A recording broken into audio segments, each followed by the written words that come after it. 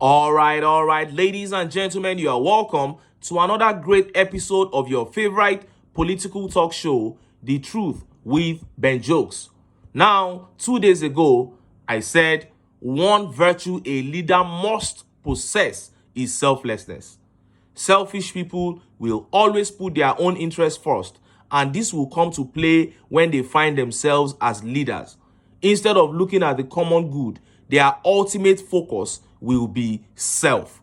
The effect of this is not only that the right thing won't be done when they are in power, it also sends the wrong message to the society and people who will succeed them that public office should be used for self-gain. Sadly, Nigeria as we speak is in the hands of some of the most selfish people in this country. Everyone knows what TINUBU did and is still doing in Lagos. And as president, we have seen how monies have been spent on SUVs and yachts, on frivolities. We saw the 2024 budget, 20.1 billion naira for TINUBU's chief of staff, Femi Gbajabiamila alone. But I was a bit shocked when they moved to fix the Port Harcourt refinery. So far, about $1 billion has been invested by government into fixing that refinery. And according to them, the refinery will soon be ready. I was wondering, why did these people make this move? I knew there was an end game. And few hours ago, the real reason why the TINUBU administration was moving very fast to fix the Port Harcourt refinery was exposed. And knowing who these people are, I think about the consequences of all these, and I cannot help but pity this country. Before I show you the reason for the whole $1 billion investment in the Port Harcourt refinery and how Nigerians reacted, let me quickly show you this video. You know, whenever things go wrong under TINUBU, there is a popular question some people ask. They say, what would Peter Obi have done differently? Now, I want you to watch this video. It will show you what Obi would have done differently in terms of solving the problem of insecurity in this country. And then I will give you practical examples of the mistakes or deliberate evil done by this administration that wouldn't have happened under Peter Obi. See the video. In terms of what this government needs to do differently from all the previous government, because we can't keep doing the same thing and expect a different result. The first thing is, our concept of security in Nigeria is archaic. If you ask an average Nigerian what's security, they're thinking of the armed services and the police and the rest of them. But the truth is that security is a business of every department of government. Every department of government makes policies every day that impinge on national security. So what I would expect, or I would suggest the president do, is, and he can do that by executive order to start with, is to require every policy of government to go through what I call to produce security impact assessment report. So you want to double the duties on imported cars. I'm just using that as an example. That's a policy of government. You must have a security impact assessment report. And that report, just same way as we have environmental impact assessment for major developments. You know, how will this policy affect national security? Then the report could say, actually, if you increase that, price of used cars will go up, car crime will go up by 25%. That's the security impact of that policy. So the government may decide to still go ahead with the policy, but they will now have time to plan of how to deal with that consequence of that policy.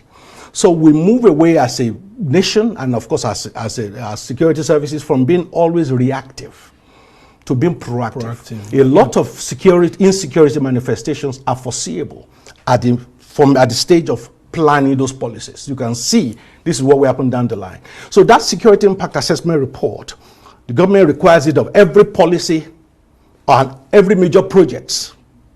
Will have to require, for example, you want to build a dam, for example. You are going to displace a lot of people. A lot of communities. What is the security impact of going ahead with that dam? You know, so we need to begin to do this so that government plan way ahead for all these things that will come down the line rather than everything just being reactive. Yeah. Now, you heard that. He said government must measure the impact of their policies on the security of the nation. If you make policies that impoverish the people, when poverty increases, insecurity will increase too. And that's exactly what Peter Obi kept saying during the campaigns. He said the problem of insecurity must also be approached from the economic point of view. Now, right under TINUBU's nose, Wike demolished many houses in Abuja, rendering people homeless. And let me stress here that all those demolitions were needless, completely needless. And most of those people are poor and low-income earners. Few weeks later, Abuja residents are being surrounded by kidnappers. Can you see the impact of that demolition? Now, a Peter Obi will never embark on any needless demolition in his first 6 months in office. So when you say what would have Obi done differently, this is an example, and there are several other examples, but make we leave them for next time. Now, let us look at what is about to happen to the Port Harcourt Refinery after the government has spent $1.2 billion to fix it. Look at how the papers reported it. NNPCL to hand over Port Harcourt Refinery to private operators. Now, you don't need an angel to come down from heaven to come and tell you who is going to sponsor those private operators to take over the Port Harcourt Refinery. You already know who. Let's continue. As the Port Harcourt Oil Refinery comes to life, the Nigerian National Petroleum Company Limited has concluded plans to hand over the government refinery to private operators. The NNPCL said it is seeking to engage reputable and credible operations and maintenance companies to operate and maintain the Port Harcourt Refining Company. This, it said, was to ensure reliability and sustainability towards meeting the nation's fuel supply and energy security obligations. NNPCL requested that interested companies must demonstrate a minimum average annual turnover of at least $2 billion for the financial years ending 2019, 2020, 2021, and 2022 respectively. The NNPCL had commenced the supply of crude oil to the Port Harcourt Refinery to test run it. In March 2021, the Nigerian government approved £1.08 billion, approximately $1.5 billion budget for the renovation and modernization of the refinery complex. You heard that. Now, what is about to happen here is clear to everybody that has a brain. And the fact that they are the ones trying to take over the refinery is not even up for debate. Because when Atiku talked about privatizing the NNPC, APC and TINUBU said it was all a plot for Atiku to turn around and take over the NNPC and the refineries. And since, just like Atiku, they are also corrupt, in fact, they are more corrupt than Atiku. So, we don't expect anything less. Every adult in this country knows that this man has the attitude of turning state-owned businesses to his own private business. And look at how Nigerians reacted. Look at some of the tweet reactions. And this tweet here says, guess what, guys? It is still them that will buy it and make massive profits off it. They are not doing anything for the interest of the masses. Wise up, guys. Another way to pack government money. Stop playing. That is it. Everybody with a brain should know this. And this tweet here says, the problem with Nigeria is obvious. Less than 10 years ago, the APC told us not to remove subsidy, only to tell us now that removing subsidy is the only solution. Now, the same people who nailed Atiku for this same opinion are carrying out the same intentions. That is it.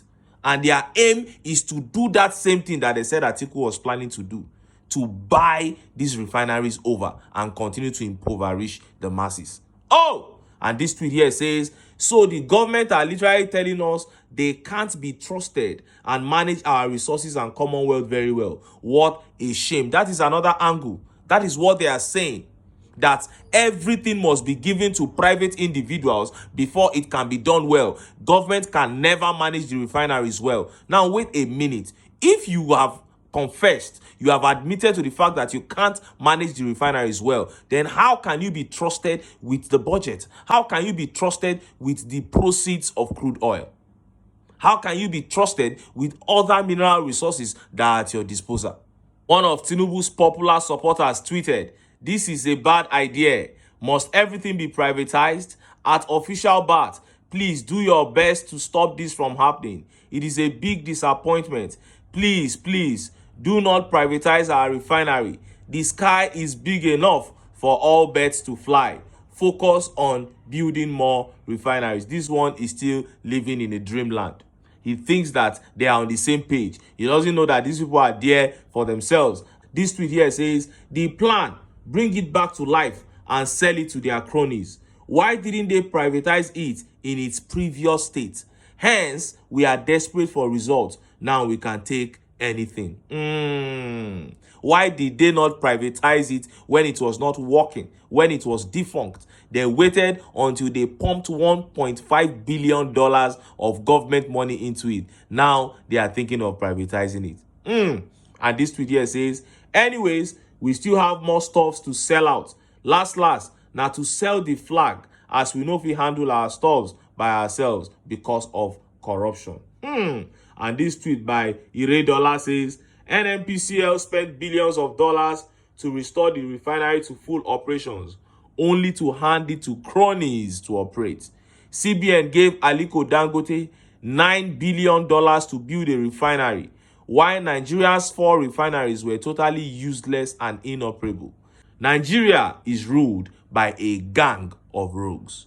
Oh, you heard all that? This is our fate as a country under the APC. The common man must know that every single day the APC spends in power, it is detrimental to the growth and development of this country, to the future of our children. That is why we must all stand together and take this country back from this evil association called the APC. But until then, make I still enter town. Make I go get some ogbonge political news wey una go like. Why? Because of una na I dey here. So don't go away. Don't go away.